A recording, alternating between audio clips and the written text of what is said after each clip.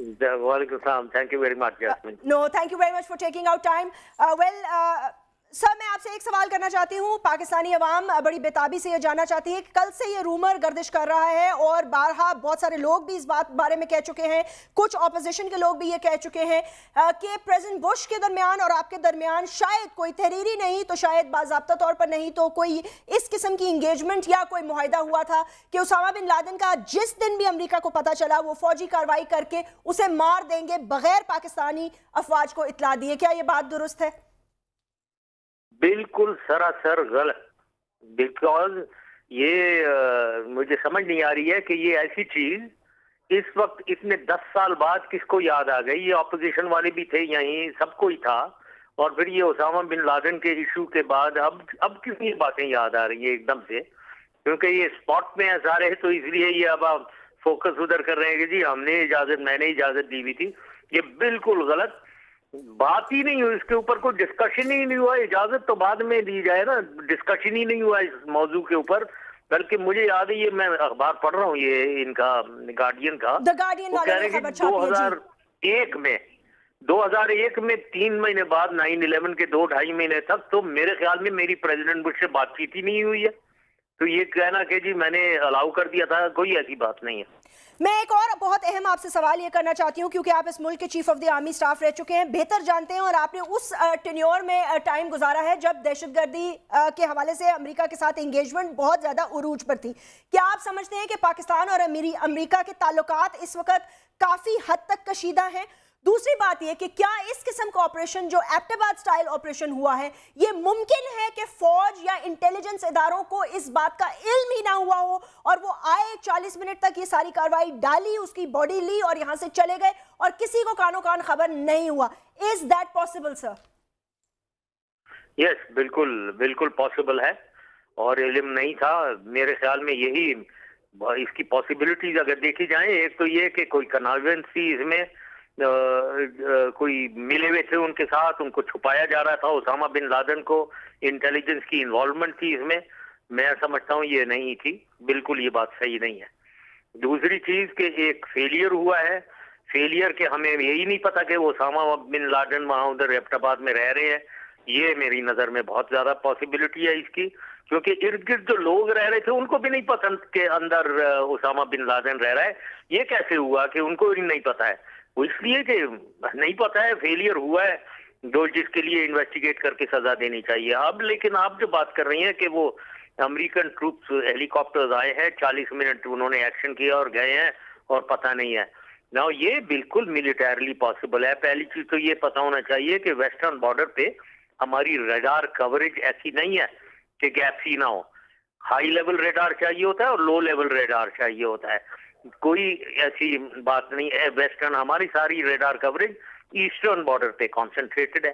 लेकिन ये भी मैं बताऊं मिलिट्री पॉइंट ऑफ व्यू से, अगर रेडार कवरेज हो भी तो पहाड़ों में बहुत डेड जोन्स होते हैं और आसानी से रेडार कवरेज को अवॉइड किया जा सकता है। और फिर रेडार्स को जैम भी करना है कि टेक्निक्स हैं, टेक्निकली उनके ट्रूप्स, अमेरिकन ट्रूप्स के पास पॉसिबिलिटी है कि वो जैम भी कर सकते हैं। अब इस सारी चीजों में, और अगर उनके हेलीबॉर्न फोर्स को नाइट विजन कैपेबिलिटी हो, उनकी नाइट फ्लाइंग कैपेबिलिटी हो जो उनके पास है, तो बिल्कुल वो आराम से आकर एक्शन उन्होंने किया है।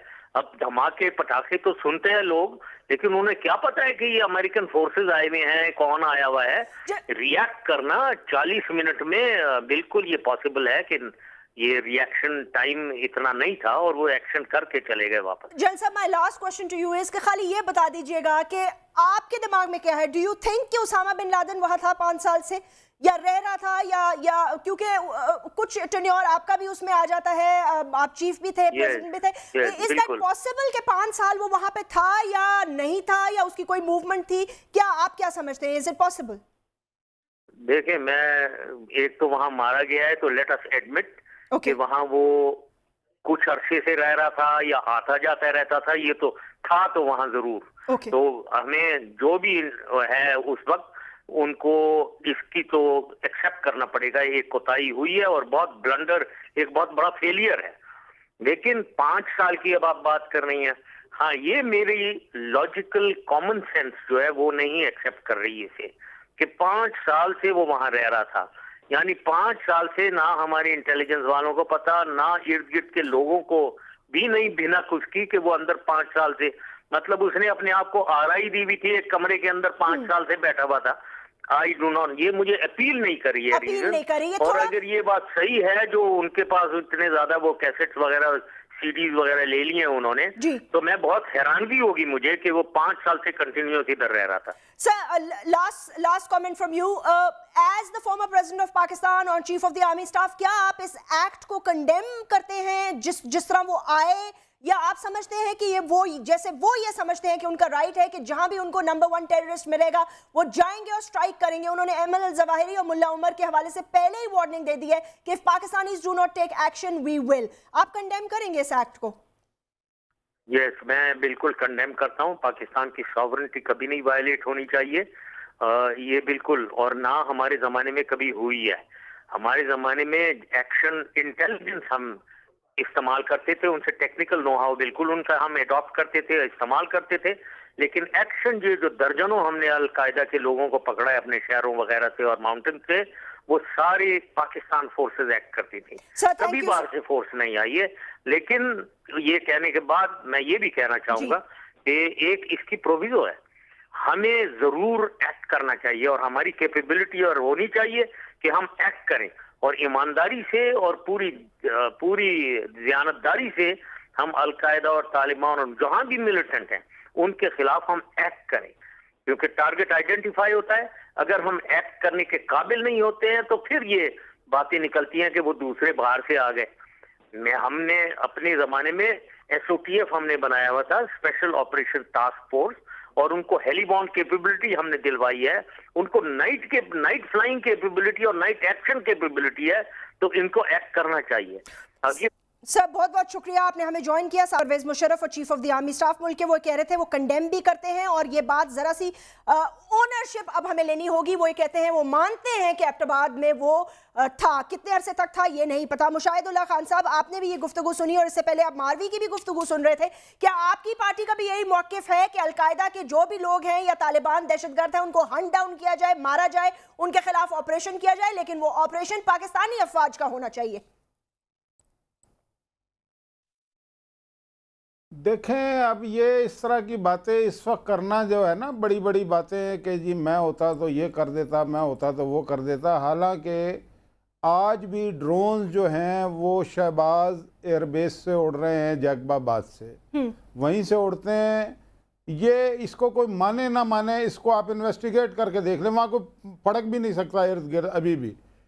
तो ये सारे किस दौर में हुए हैं, कब हुए हैं, कब नहीं हुए, और अब ये बड़ी लंबी एक यानी कि बहस है कि अमेरिका ने जब से वो यहाँ पे अफ़गानिस्तान पे हमला किया है, तो जाहिर है जब वहाँ पे कॉर्पोरेट बॉम्बिंग होगी तो अभी लोग बड़ी बातें, तो ये हमारे आबदी साहब भी कह रहे थे ना कि जी यहाँ से बरामद तो होंगे ना 2200 किलो मीटर जो है वो पूरी सरहद है, तो वहाँ पे बमबारी होगी आपके पड़ोस में, और वो भी कारपेट बॉम्बिंग, तो लोग भाग के इधर ही आएंगे ना। और जाहिर है 2200 किलोमीटर की सरहद जो है उसको तो कोई इंटैक्ट नहीं रख सकता हर वक्त।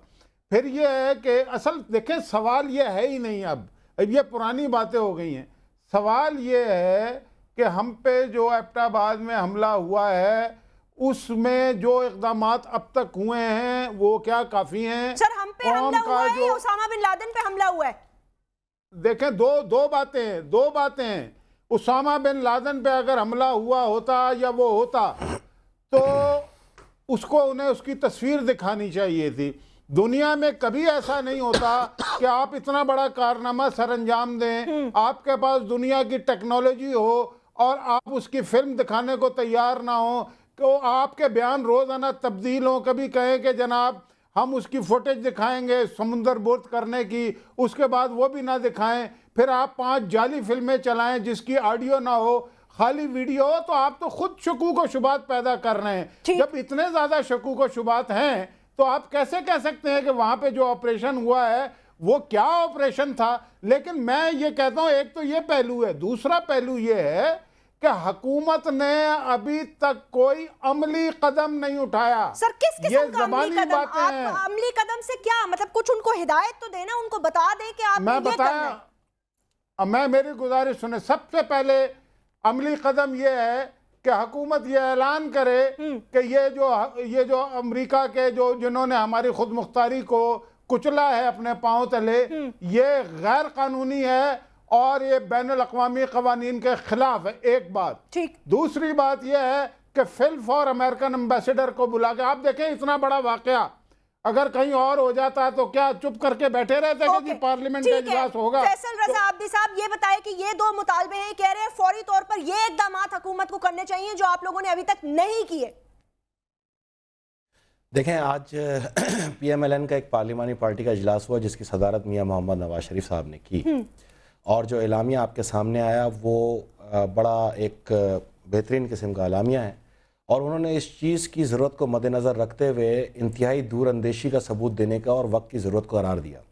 साथ में ख़ुद मुख्तारी पे कोई कंप्रोमाइज़ नहीं करेंगे, इसकी उन्होंने ज़रूरत पे इस पे उन्होंने बेस किया। मेरी आपसे गुजारिश इतनी है, मियाँ साहब जो हैं एक पंजाब के अंदर रूलिंग पार्टी के सरबराह हैं और पाकिस्तान की दूसरी बड़ी सियासी जमात के भी सरबराह हैं। जब वो इन तमाम हालात को बारीक बीनी के साथ जायज़ा लेते हुए कोई भी ऐसा इश्तियाल अंगेज गुफ्तगू नहीं कर रहे और एक मोतदल गुफ्तगू करके पाकिस्तान के मुफाद को मद्देनजर रख रहे हैं, तो मेरी बहन हम तो हुक्मरान हैं, हमने तो तारीख को भी जवाब देना और आवाम को भी जवाब देना है। जब 48 मुल्क सामने खड़े हो, जब 48 मुल्क ये समझ रहे हो कि यहाँ दहशतगर्दों की जन्नत बना हुआ है, तो हमें फिर एक कौम बन के तमाम सियासी जमातों के एक प्लेटफॉर्म पे आके एक ऐसी आवाज़ बुलंद करनी चाहिए जो पूरी दुनिया को ये भी बताए कि हम तुम्हारे ऊपर ढाल हैं, अगर हम ना हो तो ये तमाम दहशतगर्द तुम्हारे मुल्क में हो, और ये भी बताए कि सबसे ज़्यादा कुर्बानियां हमने दी हैं 30,000 पाकिस्तानियों की। हम कतन दहशतगर्द नहीं है, हम दहशतगर्दों के खिलाफ जंग में नहीं, लेकिन फैसल हम कह तो रहे हैं ना, अनफॉर्चुनेटली हम कह रहे हैं, मैं कह रही हूं, आप कह रहे हैं, मुशाहिद साहब कह हम सब एक ही बात रहे हैं,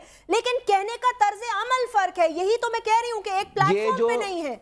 मेरी बहन ये जो फोरम आ रहा है ना जुम्मे का, यही वो फोरम है जहां अभी मोहतरमा मारवी भी बात करके गई थी, मुशाहिद भाई ने भी, बिल्कुल मैं इनसे मुतफिक हूं, मैंने मना नहीं किया, लेकिन मैं आपसे ये कह रहा हूं कि उस फोरम के जरिए जहां अस्करी क़यादत भी मौजूद हो, सियासी क़यादत भी मौजूद हो, और अब फिर हम एक कौम बने जैसे क्रिकेट के मैदान में। मुझे ये बताएं फैसल के मारवी जो कह रही थी, लास्ट कमेंट में आपसे लेना चाहती हूं कि जी हमारा लास्ट वार्निंग होगी, हम ड्रोन गिरा दे, ये किस तरह की प्रैक्टिकल बातें हैं? पार्लियामेंट में इसको डिस्कस करें, ये करें, फिर इस तरह तो इश्तियाल पैदा होता है आवाम में।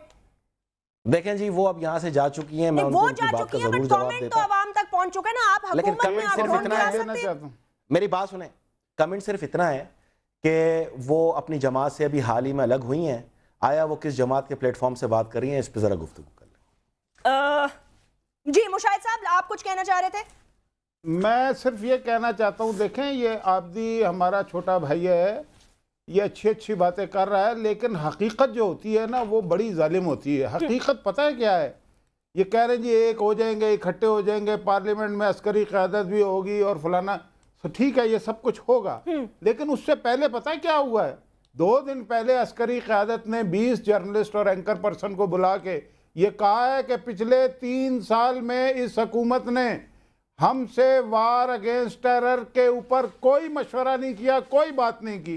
देखें ये वो बात है जो मैं नहीं कह रहा, इसके 20 लोग गवाह हैं, बड़े बड़े मीडिया के लोग। अच्छा, जब ये सूरत हाल हो तो क्या इतनी बात इस मुल्क के आवाम के लिए काफ़ी होगी कि जी पार्लियामेंट में इकट्ठे होंगे और एक हो जाएंगे? भाई ये एक ठीक है मुशाहिद साहब, से एक नहीं हुआ जाता। ये बड़ी अच्छी आपने बात की है, मैं इस कल प्रोग्राम में कंटिन्यू करूंगी। आपने कहा कि अस्करी क़यादत की सीनियर क़यादत ने बुला के 20 एंकर्स और दीगर एनालिस्ट को ये बातें की हैं कि जी इस हुकूमत ने हमसे ये नहीं किया, वो नहीं किया। आप एक काम करें ना, ये पार्लियामेंट में आप सवाल उठाएं और पार्लियामेंट में ये लोग भी मौजूद होंगे, अस्करी क़यादत भी मौजूद होगी। जब जंग चल रही है और वजीर आजम आके खिताब करते हैं तो वो क्या था, स्वात ऑपरेशन के बारे में बताया गया। अस्करी क़यादत जजों को बहाल करती है तो इनसे पूछकर करती है, इसमें बहुत सारे सवालिया निशान है। उनका भी इतना इंटेलिजेंस फेलियर है जितना इनका पॉलिटिकल फेलियर है। मैं आपसे फिर इंशाल्लाह नाज़रीन कल मुलाकात होगी। टाइम इस वक्त ऊपर चला गया है। मैं अपने तमाम गेस्ट का शुक्रिया अदा करना चाहूंगी। अपना बहुत ख्याल रखिएगा। अल्लाह हाफिज।